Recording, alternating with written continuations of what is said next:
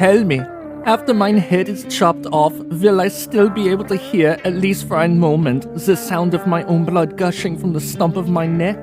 That would be the pleasure to end all pleasures.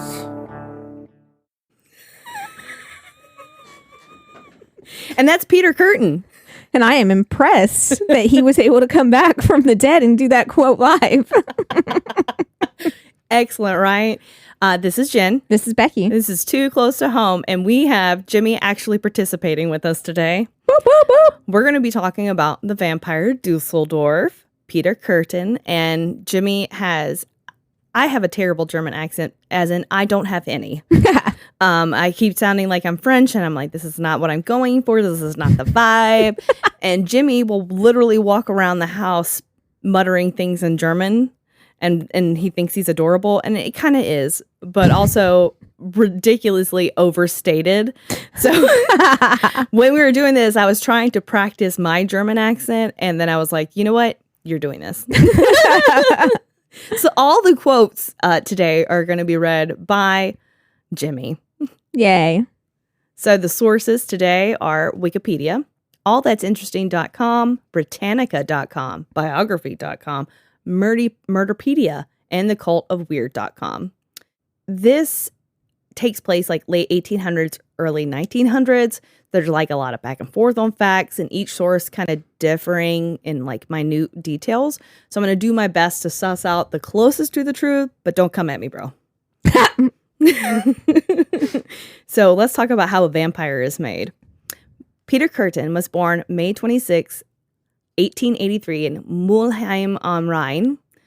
He was born into poverty, the oldest of 13 children. Large families again. Mm-hmm. Only 2 died at an early age. Oh. So they were definitely winning the child lottery. They all lived in a tiny 1-bedroom apartment. Yeesh. His parents were severely abusive alcoholics. His father would beat his mother as well as their children, especially when drunk. And early 19th century Germany, she wasn't able to do much but endure the violence. It wasn't like a culture of like, okay, get out and leave and protect yourself and your kids. You're like, you made your bed, lie in it, bitch. Mm-hmm. Like, you asked for it when nobody did. Being the eldest surviving son, Kürten was the target of much of his father's physical abuse and frequently refused to return home from school as a result.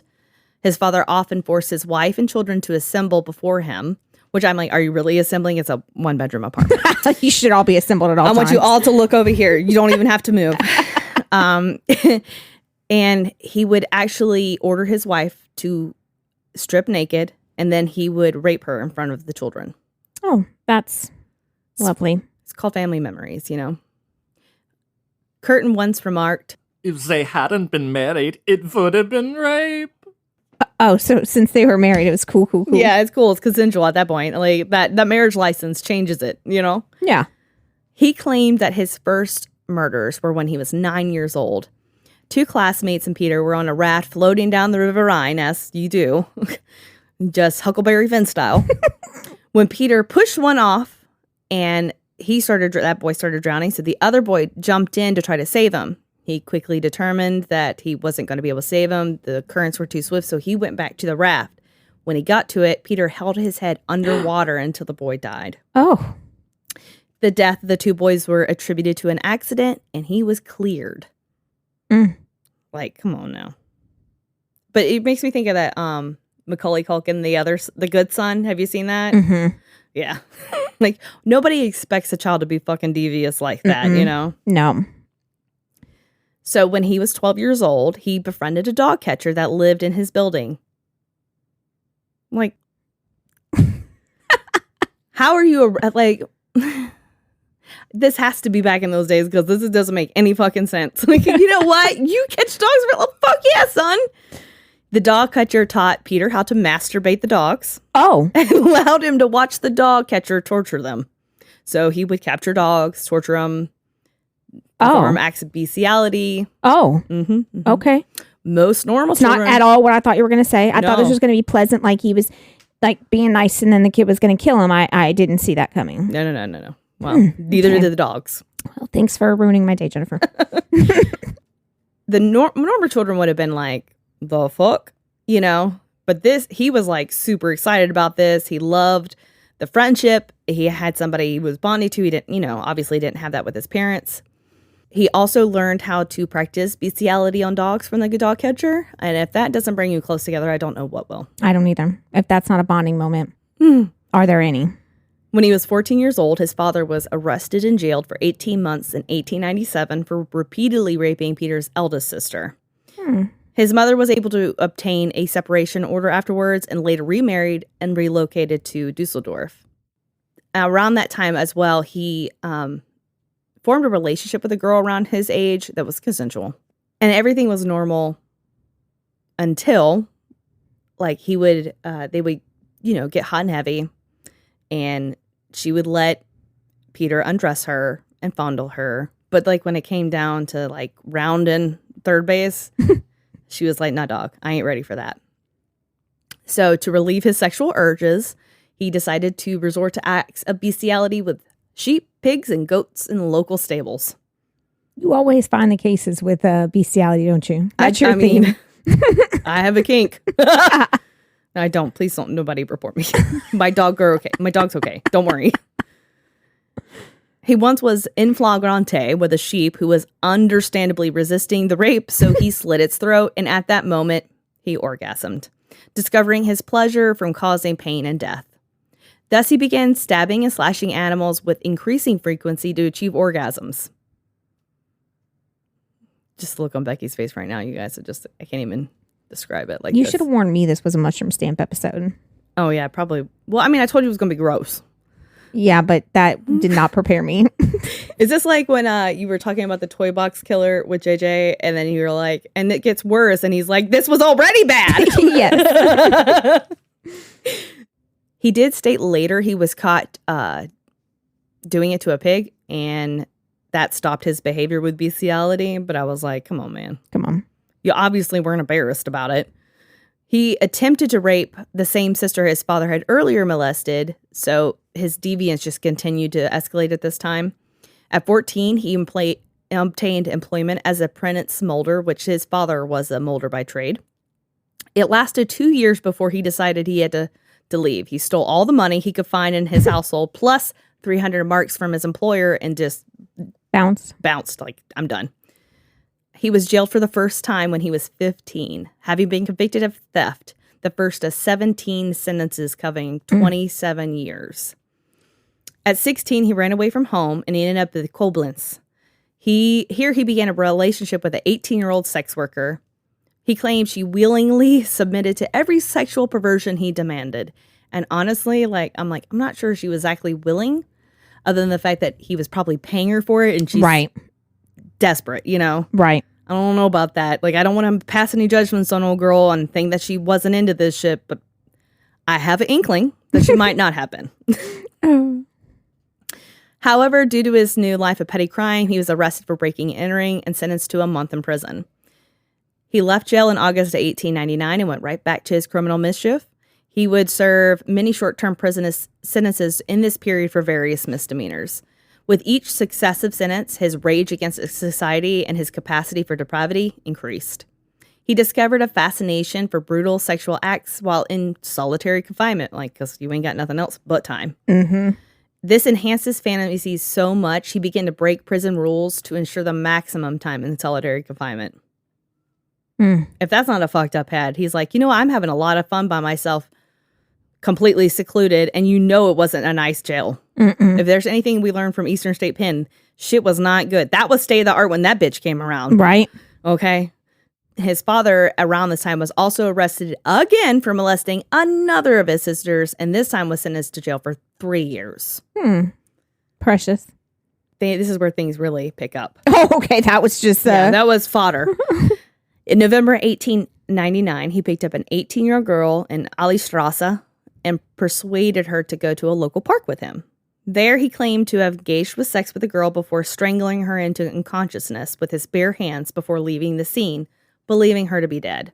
There are no records of this girl reporting this, and while he believed her dead, it may be that she just survived this attack and was, of course, too ashamed to admit it, as many victims of sexual assault feel. Mm-hmm. Especially in those times. There was not any You were considered damaged goods and... On top of that, like, bitch, were you showing your ankles? You show a wrist? Exactly. You naughty girl. He later stated that committing this act, he had proven to himself that the greatest heights of sexual ecstasy could only be achieved in this manner, meaning murdering. Between 1900 and 1904, he spent more time in prison. Some of the charges were pertaining to thefts, as well as an attempted murder of a girl. He was released in 1904 and then drafted into the Imperial German Army. He was deployed to the city of Metz in Lorraine to serve in the 98th Infantry Regiment, although he soon deserted. He was very anti-establishment, anti-government. Fuck all this shit. I mean... FYI, the name of the military sounds cool. The Imperial. Right? It sounds badass. Makes me feel Star Wars.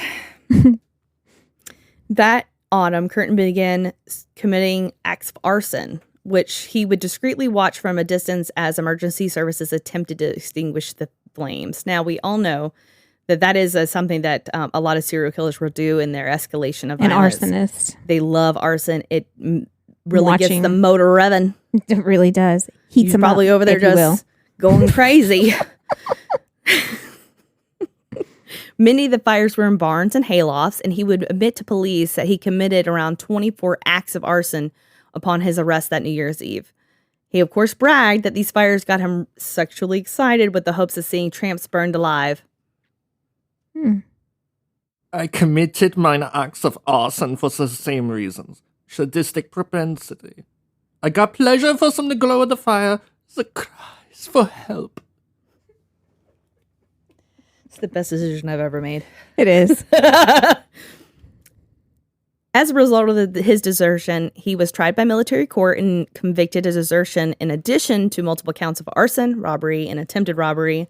The latter charges pertaining to acts he had also committed that year, and was subsequently imprisoned from 1905 to 1913. And you can imagine, I'm sure it was a great time. During his lengthy stay at prison, he spent much of his time in solitary confinement for insubordination. This stay was unique in that they conducted severe forms of discipline, and he actually fueled the fire of his sexual excitement that he had experienced in his earlier prison stays. He would have graphic fantasies about killing masses of people to stick it to society, and these thoughts were intoxicating to him. He derived that sort of pleasures from these visions that other people would get from thinking about a naked woman, adding that he occasionally spontaneously ejaculated while preoccupied with such thoughts. Oh. Those are some words that I didn't think would go together. Occasionally spontaneously ejaculated. Never thought I'd put all three of those in a sentence together. So in the May of 1913, he was burgling a tavern in Mulheim am Rhein. He happened upon 9-year-old Christine Klein asleep in her bed. Come on. Mm-hmm. Hard. So he strangled her and slashed her throat twice and ejaculated from the sound of the blood dripping from her wounds to the floor. The child's corpse was pallid. There was hardly any post-mortem staining, and the tongue was severely bitten. On the throat, there were 2 wounds separated from each other. The one shallow, only 1 to 2 millimeters deep, and the other very deep, 9 centimeters in length. The upper wound suggested a single stroke, and the lower wound had been made in 4 movements. Which honestly, like, that's interesting that they had that knowledge at that time. Mm-hmm. Like, that forensic autopsy. But, you know, like, they were still in bodies and shit and always examining stuff. So maybe that was normal. I don't know. Just feels like more advanced than I would have expected at the time. Oh, yeah, I agree. There were signs of some sexual molestation, but not rape, which that part I'm like, you can know about the 4 strokes, but you don't know about this. On the following day, Kürten specifically returned to drink in a tavern located directly opposite where he had murdered her and ordered that he could listen to the locals' reaction to the child's murder. He would later tell investigators that he derived an extreme sense of gratification from the general disgust, repulsion, and outrage he had heard in the patrons' conversations. It really concerns me how you're laughing. It was on 25 May, 1913. I had been stealing, specializing in public bars or inns where the owners lived on the floor above. In a room above an inn at Köln-Mulheim, I discovered a child of about 10, asleep. Her head was facing the window. I seized with my left hand and strangled her about a minute and a half. The child woke up and struggled but lost consciousness. I had a small but sharp pocket knife with me, and I held the child's head and cut her throat. I heard the blood spurt and drip on the mat beside the bed. It spurted in an arc right over my hand. The whole thing lasted about 3 minutes. Then I locked the door again and went back home to Düsseldorf. In the weeks after her funeral, he would visit her grave, and when he would handle the soil, he would spontaneously ejaculate. Barf. Sorry, I was not expecting you to say that. Barf. Her uncle Otto was actually suspected of this murder, as he had asked her father, Peter Klein, for a loan, and he had refused. In a violent rage, he threatened to do something to his brother that he would, quote, would remember all his life. In the room where the child had been killed, the police found a handkerchief with the initials PK, which Peter Kürten, Peter Klein. And it seemed conceivable that Otto had borrowed it from his brother Peter. He was charged with Christine's murder, but the jury, although partly convinced of his guilt, felt that the evidence was not sufficiently strong enough, and he was rightly acquitted. In July 1913, he would commit another burglary with the aid of a skeleton key, which, fucking frightening to live in that time. No, just go and get a skeleton key and like, fuck it, you can go anywhere you want to go. Yeah. Some fucking Harry Potter shit, like, just no, thank you. But this time was a home instead of like an inn. He discovered a 17-year-old girl named Gertrude Franken asleep in her bed. Kürten manually strangled the girl, ejaculating at the sight of the blood spurting from her mouth before leaving the crime scene. Kürten managed to escape the scene of this attempted murder and the earlier murder of Klein undetected. Just days after the attempted murder of Franken on the 14th of July, he was arrested for a series of arson attacks and burglaries. He had committed a series of axe and strangulations attacks on people in Dusseldorf at the same time. So this motherfucker is always wilding. There really isn't ever a cool down period for him, other than when he's in prison. And that's when that motherfucker's just sitting around spontaneously ejaculating and fucking the brick wall in solitary confinement. Because that's great for mental health.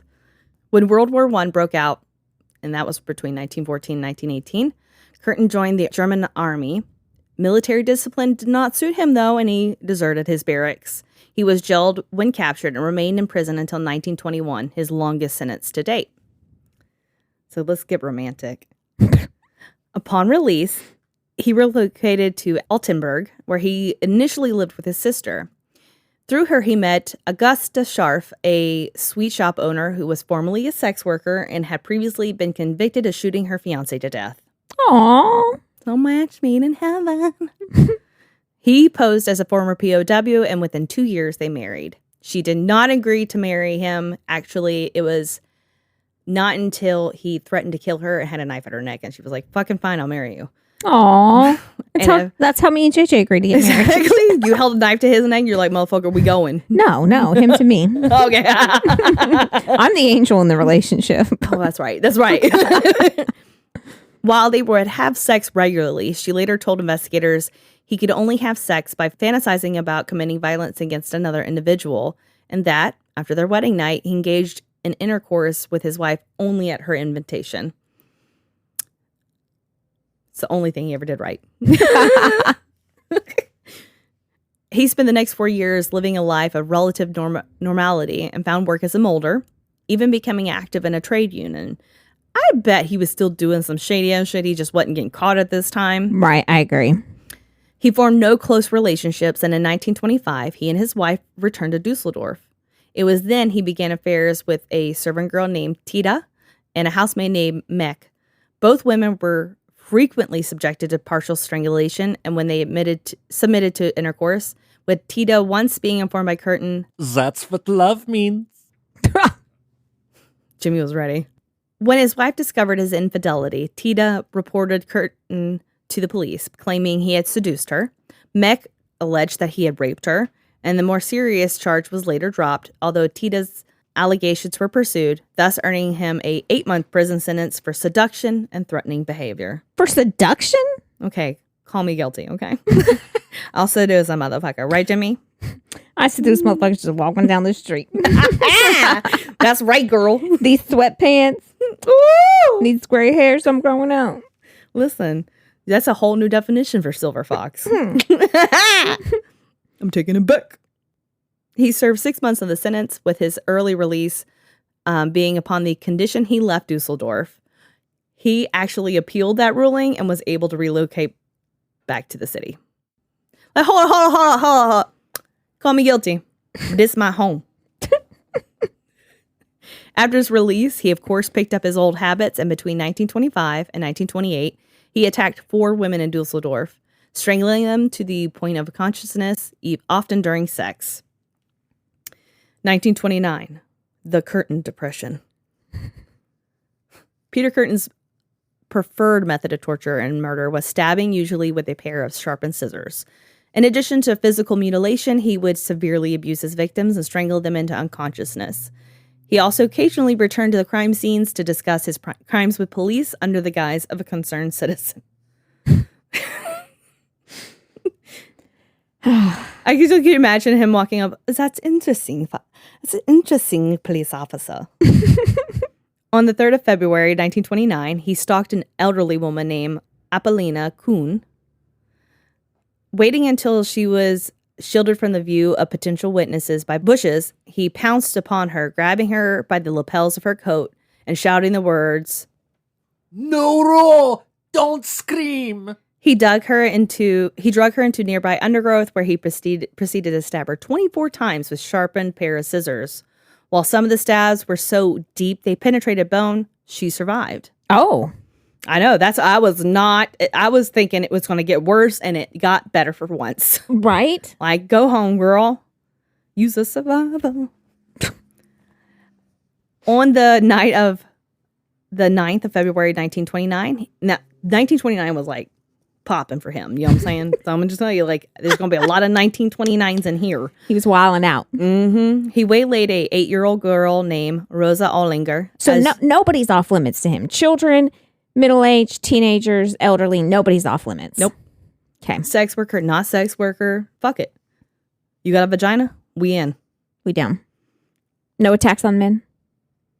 I don't think so. Okay.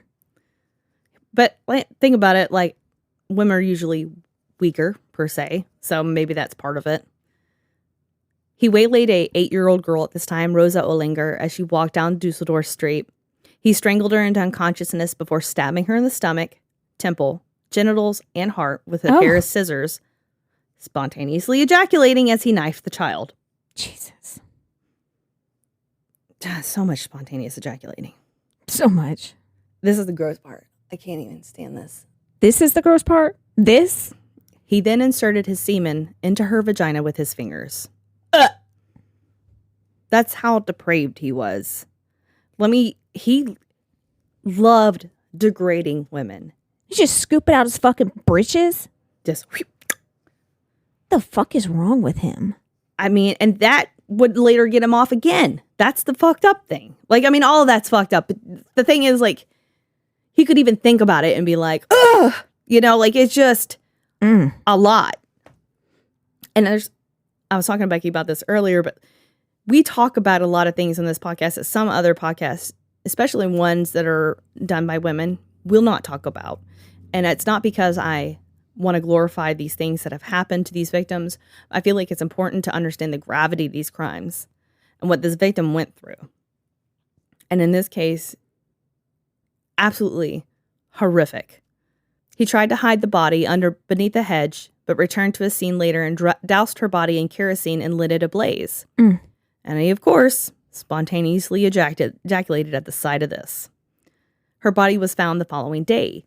Here's one where he killed a man. On February 13th, he murdered 45-year-old mechanic Rudolf Scheer in the suburb of Flingen Nord, stabbed him 20 times, particularly about the head, back, and eyes. Following the discovery of his body, he returned to the scene of the murder to converse with police, falsely informing one of the detectives that he had heard about it via telephone. I was just called about it. While the victim profiles were all different, there were some similarities leading to believe that they were all perpetrated by the same deranged individual. All 3 crimes had been committed in the Flingern district of Düsseldorf at dusk. Each victim had a multitude of stab wounds, likely inflicted in rapid succession, and invariably involving at least one wound to the temple, which is very odd. I can imagine someone getting stabbed in the head and you're like, okay, I'm done, because that's a lot of force. Your skull is not exactly super thin, but all over, including the temple, I don't know. There was an absence of common motives such as robbery or rape, and the German press covered the attacks extensively when they discovered that the investigators believed that the attacker might be drinking the blood of the victims. He was immortalized in print as the Vampire of Düsseldorf. The search for the killer received a major setback, however, when a learning disabled individual by the name Strasberg, accused of similar crimes, inexplicably admitted to all the so-called vampire killings.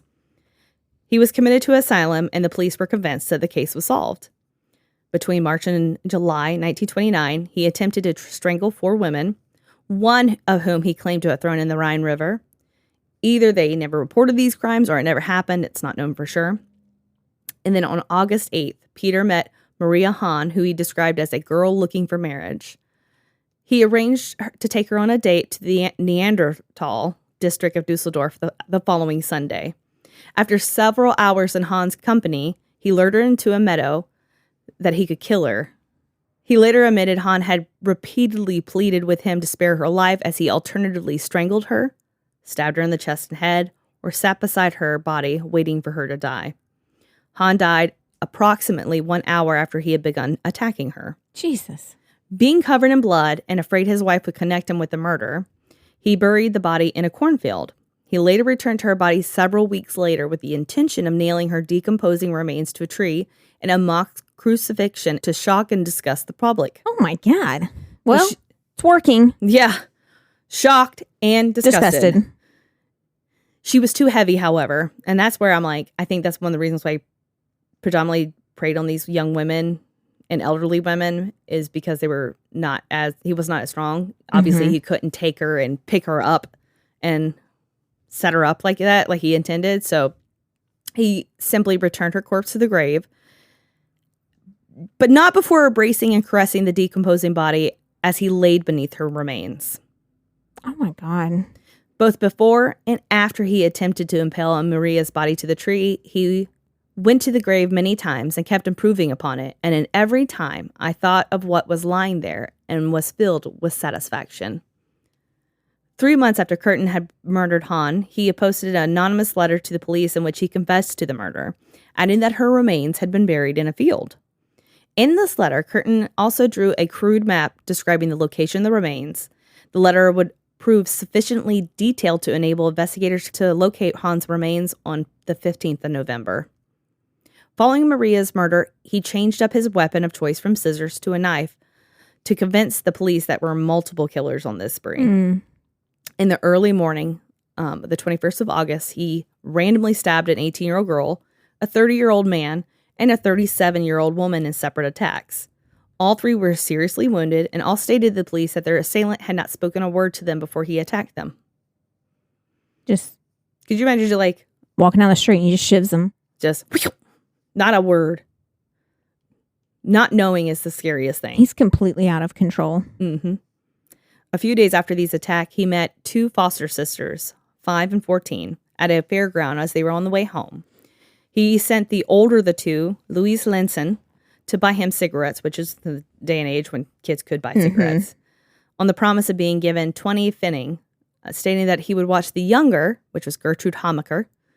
Once Louise left, he lifted Gertrude off the ground by her neck and strangled her into consciousness before cutting her throat and discarding her body in a patch of runner beans. When Louise returned, he partially strangled her before stabbing her about the torso, with one wound piercing her aorta, and he also bit her and twice cut her throat before sucking blood from the wounds. Neither girl had been sexually assaulted, and the fact that only Louise's footprints were found within 7 meters of her body suggests that she may have attempted to flee from her attacker before collapsing. Gertrude actually survived the attack, which was the 5-year-old. and she gave the police a description of her attacker as a pleasant-looking male around 40 years old. The following day, he accosted a 27-year-old housemaid named Gertrude Schulte, whom he openly asked to engage in sex with him. Upon being turned down, he shouted, "Well, die then!" before repeatedly stabbing the woman in her head, neck, and shoulder and back. She survived her injuries, although she was unable to provide investigators with a clear description of her assailant, beyond assuming that his age was around 40.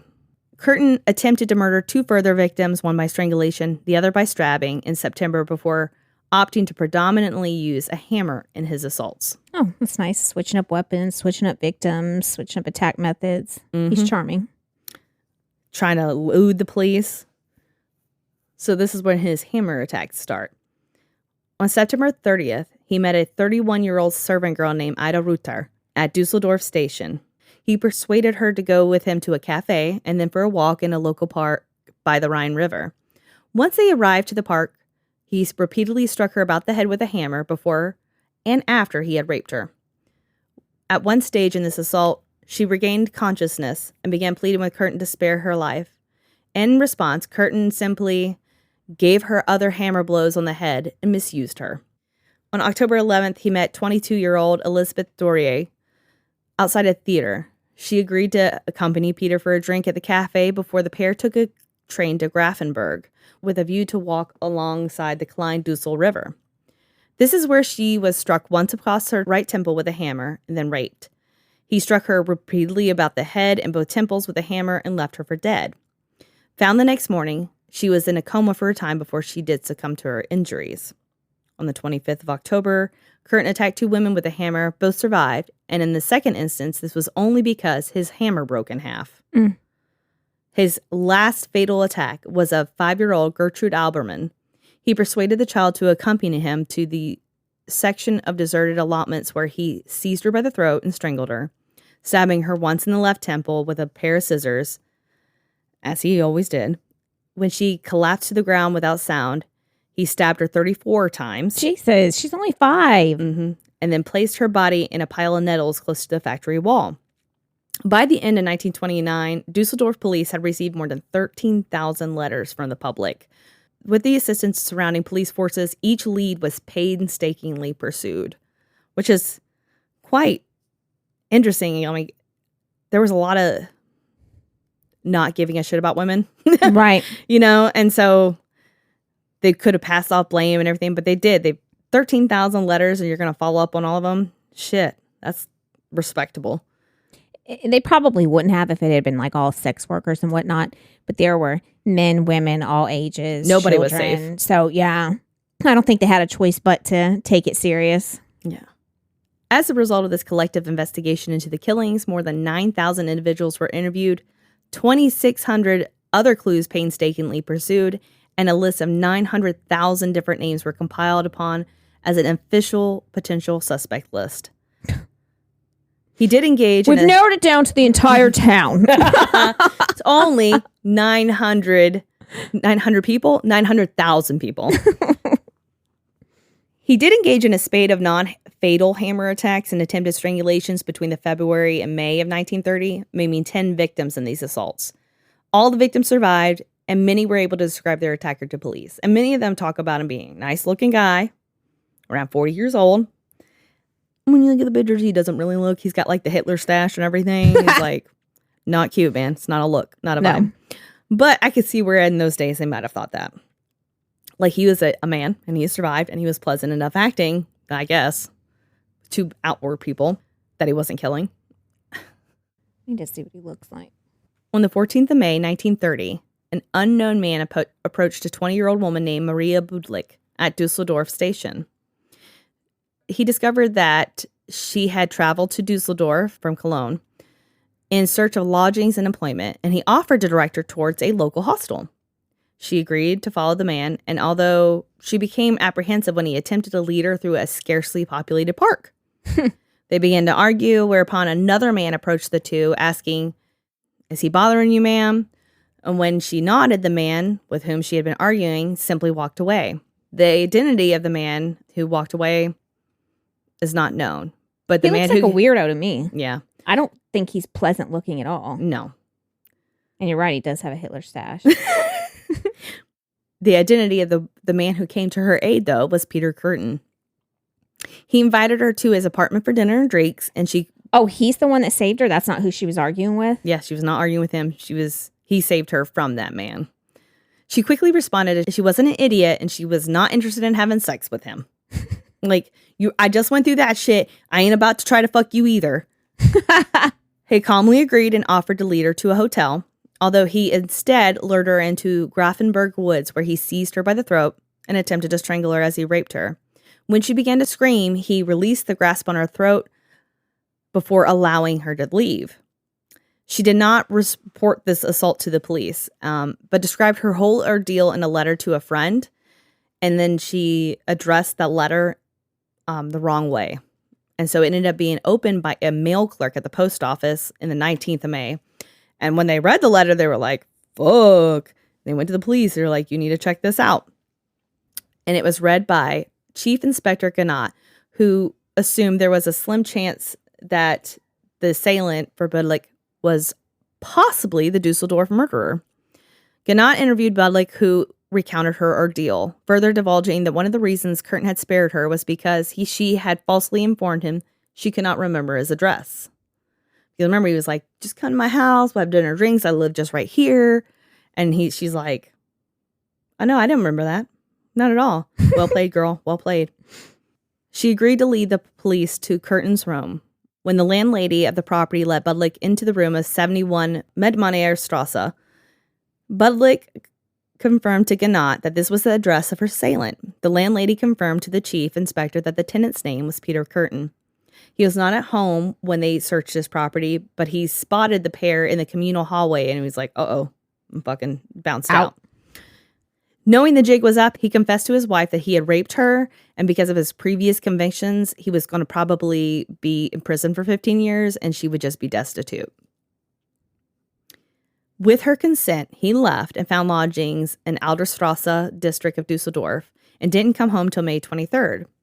Upon returning home, he confessed to his wife that he actually was the Vampire of Düsseldorf. He urged his wife to collect the substantial reward offered for his capture. And I know this sounds romantic, but he probably jizzed his pants when he told her about it. Let's be honest. Oh, yeah, I'm sure. He was spontaneously ejaculating everywhere. Are you shivering? No.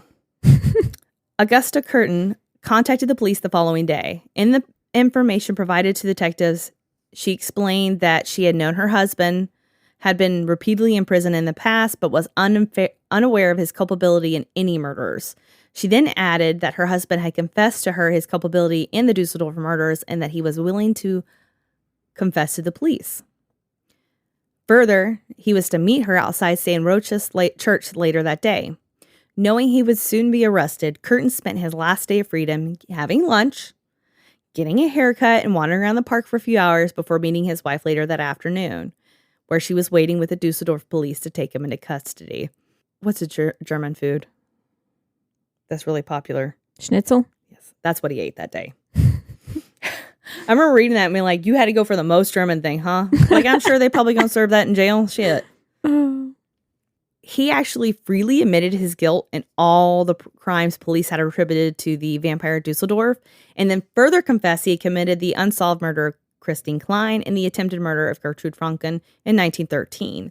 He provided an astonishingly detailed account of his string of crimes to Professor Karl Berg, a distinguished psychologist who later published the confession in a book called The Sadist. In total, Kürten admitted to 68 crimes, including 9 murders and 31 attempted murders. He also admitted to both investigators and psychiatrists that the actual sight of victims' blood was, on many occasions, sufficient enough to bring him to orgasm. If we couldn't tell already. He claimed to have drunk the blood from the throat of one victim, the temple of another, and to have licked a wound from a third victim's hands. In the Hahn murder, he said he had drunk so much blood from the neck wound, he ended up vomiting. There was even he even told them a story where like it was like a goose or something he cut the head off, drank its blood. I'm like, sir. Jesus. Right? The fuck that goose do to you? On the 13th of April, 1931, he stood trial in Dusseldorf. He was charged with 9 counts of murder and and 7 counts of attempted murder and was tried before presiding judge Dr. Rose. He pleaded not guilty by the reason of insanity to each charge. Oh, he crazy. Yeah, for real. Aside from delivering testimony, Kürten would spend the duration of his trial surrounded by a heavily guarded shoulder-high iron cage specifically constructed to protect him from attack by the enraged relatives of his victims, and his feet were shackled whenever he was inside the cage. When then asked by the presiding judge to describe why he continued to commit acts of arson throughout 1929 and 1930, Kürten explained, "When my desire for injuring people awoke, the love of setting fire to things awoke as well. The sight of the flames excited me, but above all, it was the excitement of the attempts to extinguish that fire and the agitation of those who saw their property being destroyed." Several days into the trial, he instructed his defense attorney that he wished to change his plea from not guilty to guilty. Addressing the court, he proclaimed, "I have no remorse. As to whether recollection of my deeds makes me feel ashamed, I will tell you that thinking back to all the details is not at all unpleasant. I rather enjoy it." Probably was spontaneously ejaculating at that moment. Further pressed as to whether he considered himself to possess a conscience, he stated, "I have none. Never have I felt any misgiving in my soul. Never did I think to myself that what I did was bad, even though human society condemns it. My blood and the blood of my victims must be on the heads of my torturers. The punishments I have suffered have destroyed all my feelings as a human being. That was why I had no pity for my victims." right? So we're supposed to feel bad for him, basically, is what he's saying. Pretty much. Like, And that the blood of him and the victims are on them. yeah. Okay, Like, this is y'all's fault. cool story, bro. This is why I keep jizzing everywhere. This is why we can't have nice things. The trial lasted 10 days, and on the 22nd of April, the jury retired to consider their verdict. They deliberated under 2 hours before reaching it, and he was found guilty and sentenced to death on 9 counts of murder. He was also found guilty on 7 accounts of attempted murder.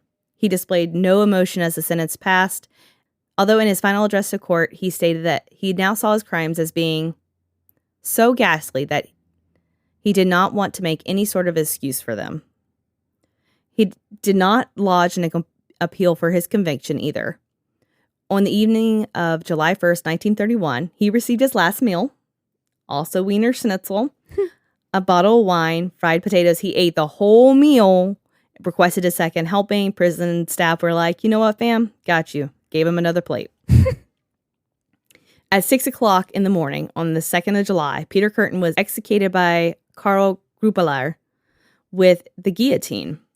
Shortly before his head was placed on the guillotine, Kürten turned to the psychiatrist and asked the question, "Tell me, after my head is chopped off, will I still be able to hear, at least for a moment, the sound of my own blood gushing from the stump of my neck? That would be the pleasure to end all pleasures." Jimmy's lustige Fakten. According to studies, even after decapitation, there is still brain activity and levels of consciousness for up to 30 seconds.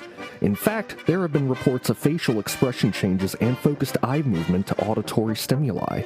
It is believed that hearing and touch are the last of your senses to go in the dying process. While it is a good thing he possibly felt the pain from his decapitation, that also means he may have received his pleasure to end all pleasures after all, before everything faded to black. When asked whether he had any last words to say, Kürten simply smiled and replied, 9! Following Kürten's 1931 execution, his head was actually bisected and mummified. The brain was removed and subjected to forensic analysis in an attempt to explain his personality and behavior. Like the Texas Tower shooter in out west, like near Austin, like Texas Tech. That's I think. He ended up having like a brain tumor, and that kind of explained why he went from being a normal human being to fucked up and killed a bunch of people. Kürten's brain had no abnormalities. The autopsy conducted upon his body revealed that aside from having an enlarged thymus gland, he had not been suffering any physical abnormality. He was just fucked up. His head was mummified and is actually still around. I seen that. Yeah. Shortly after the Second World War, Kürten's head was transported to the United States and is currently on display at Ripley's Believe It or Not Museum in Wisconsin Dells, Wisconsin. And that's the story of Peter Kürten. That was horrifyingly disgusting. I feel like I need to go dip my head in a vat of bleach and brush my teeth and take a shower and any other way that you could cleanse yourself. So when I was writing I'm going to get some of that holy Jordan water out and splash it on me. Just flick it everywhere. Sage the room. God damn. When I was writing it, when I knew I was going to be writing it, I was like, this is probably going to be a 2-parter. As I was writing it, I was like, nah, dog. This is just so insane and out there. Like, there was no rhyme, no reason. He was just out there living his best freakish life, fucking animals, killing people, spontaneously ejaculating. Like, I could do that only in one episode. He's got to be one of the top 5 most disgusting. And he was proud of it too, man. He was like, this was my thing, man. I loved it. Yeah, and he's like, I don't know why y'all all think this is so wrong. No rugert, son. Oh, and bravo to Jimmy for his voiceovers there. And very good writing, Jennifer. Very good. Oh, thank you. Very good. I knew that I couldn't do that the way Jimmy could. He just... No. Vielen Dank, meine Liebe.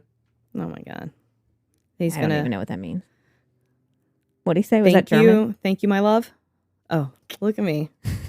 I had to think about it. I was like, I know he says Lieben all the time, and I think that's love. Oh. It could be bitch. I don't know. It could be you might want to Google Translate it.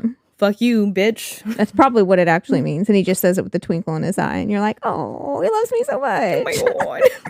It's like our pet names. You go to Germany and he says it and everybody turns and looks at you. And you're like, he's sweet, I know. And they're like, don't worry, ladies. He's mine. Oh. So, guys, check out our merch. Check out our socials. We are on the TikToks. Someone told me the other day that we should have a TikTok of Jimmy's fun facts. So if you guys are interested in that, let us know. We'll make Jimmy do TikToks and shit. It'll be highly uncomfortable and it'll be really funny for me. Yes. Be awkward and adorable and funny all rolled into one sweet little Jimmy absolutely. package. If you have your own too close to home stories, if you've met anyone like Peter Kürten, first off, sorry. Yeah, I apologize. I really hope that there is therapy, and I'm not even sure that's going to be enough. Yeah. Kudos to you. But if you want to talk about it, I'm your girl. 100%. Holla at you. We got to lend an ear to lend to you. Exactly. We got some more good stories coming your way. And until next time. Well, don't forget, get on whatever platform you listen. Oh, that's right. Like us. Subscribe. It does help us. Please do. We want to share. The more we can share, the better. Of course. These lovely stories like this one. It was very to warm your heart and soul. So, until next time, stay safe. Keep your head on a swivel. And don't bring it so close to home that, you're spontaneously ejaculating everywhere. Yeah. Please, no. Keep your ejaculations to yourself. Please do. I mean, I guess he kept them in his pants most of the time. So. Oh, my God. Could you imagine laundry day? Can you imagine his dry all clean those bill? pants just standing straight up. Oh, God. You just don't stop, do you, Jennifer? Bye. Bye. If you enjoyed this episode of Too Close to Home, don't forget to rate and subscribe to us on most platforms. Follow us on our social media at Too Close Home Pod on Facebook, at Too Close Podcast on Instagram, or if you have your own Too Close to Home experience, shoot us your story at tooclosetohome@yahoo.com. Thanks for listening.